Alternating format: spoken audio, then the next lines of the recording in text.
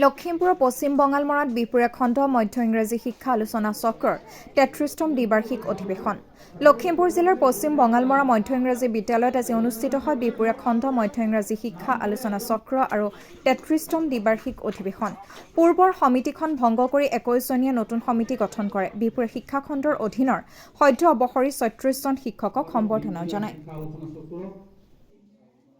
পঞ্চমত আছে জ্যোতি সংগীত পৰিৱেশন শ্ৰী সুদীপ্ত শইকীয়া প্ৰবক্তা শংকৰদেৱ মহাবিদ্যালয় জিলা সমূহতো জিলা মধ্য ইংৰাজী শিক্ষক সংস্থা গঠিত হৈছিল। আমাৰ লখিমপুৰত যি সময়ত এই মধ্য ইংৰাজী শিক্ষক সংস্থা গঠিত হৈছিল সেই সময়ত আমাৰ উত্তৰ লখিমপুৰ আৰু ডিব্ৰুগড় দুইটাই লখিমপুৰ জিলাত অন্তৰ্ভুক্ত আছিল যদিও আমাৰ উত্তৰ লখিমপুৰ মহকুমামুখী উত্তৰ লখিমপুৰ জিলা মধ্য ইংৰাজী শিক্ষা সংস্থা নামকৰণে আমাৰ সংস্থা গঠিত হৈছিল। লখিমপুৰ জিলা বিপুৰীয়া শিক্ষা খণ্ডৰ আলোচনা চক্ৰ আজি এখন পূৰ্ণাংগ কমিটি গঠন হয়।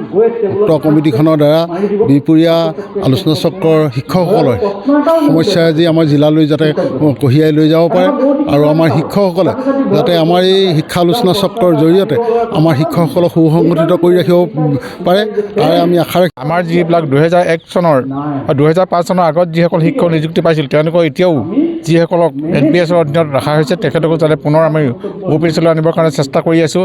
চৰকাৰক বাৰম্বাৰ অনুৰোধ জনাইছোঁ, মুখ্যমন্ত্ৰীক অনুৰোধ জনাইছোঁ, শিক্ষামন্ত্ৰীক অনুৰোধ জনাইছোঁ।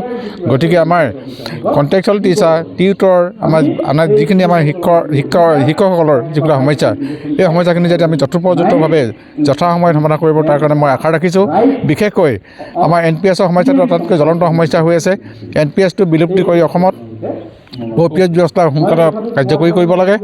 লগতে আমাৰ শিক্ষকসকলে পাই অহা MSCPSৰ যিটো সুবিধাটো জিলা পৰ্যায়ত অকণমান গেঠেলা মাৰি থাকে। গতিকে সময়মতে 10 বছৰ হোৱাৰ পাছত বা 20 বছৰ 30 বছৰ হোৱাৰ পাছত যিটো টাইম স্কেল পাব লাগে বা MSCPS পাব লাগে সেইটো যাতে চৰকাৰে বা জিলা প্ৰশাসনৰ ফালৰ পৰা ক্ষীপ্ৰতাৰ পদক্ষেপ লয় তাৰ কাৰণে মই আজি নিউজ চেনেলৰ যোগেদি 8 তাৰিখে মই পুনৰ আহ্বান জনাইছোঁ আৰু আশা ৰাখিছোঁ বিপুৰীয়া শিক্ষা খণ্ডৰ আমাৰ অৱসৰপ্ৰাপ্ত শিক্ষাগুৰুসকলক আৰু আলোচনা চক্ৰৰ এখনি কাৰ্যনিৰ্বাহক তথা আজি সভাখন অনুষ্ঠিত হয়।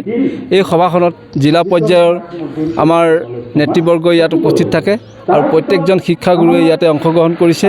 আশা কৰোঁ পৰৱৰ্তী কাৰ্যকলাপত তেওঁলোকে এনেধৰণৰ কাৰ্যকলাপ কৰি যাব আৰু এই খবৰটোৰ যোগেদি আমি জনাব বিচাৰিছোঁ যে প্ৰত্যেকজন শিক্ষাগুৰুক অসমৰ য'ত আছে সকলোকে যাতে যথাযথ সন্মান জ্ঞাপন কৰে তাৰ বাবে আমি এই নিউজ চেনেলৰ জৰিয়তে আমি অনুৰোধ কৰিছোঁ। কিমান বিদ্যালয়ৰ আজি ইয়াতে অংশগ্ৰহণ কৰিছে? ইয়াতে প্ৰায় ৩৫-৪০খন বিদ্যালয়ৰ শিক্ষাগুৰু ইয়াতে সম্বৰ্ধনা জনাবৰ কাৰণে আমি 60গৰাকীৰ ওপৰতো আমি শিক্ষাগুৰু ইয়াতে আমি সম্বৰ্ধনা জনোৱা হৈছে।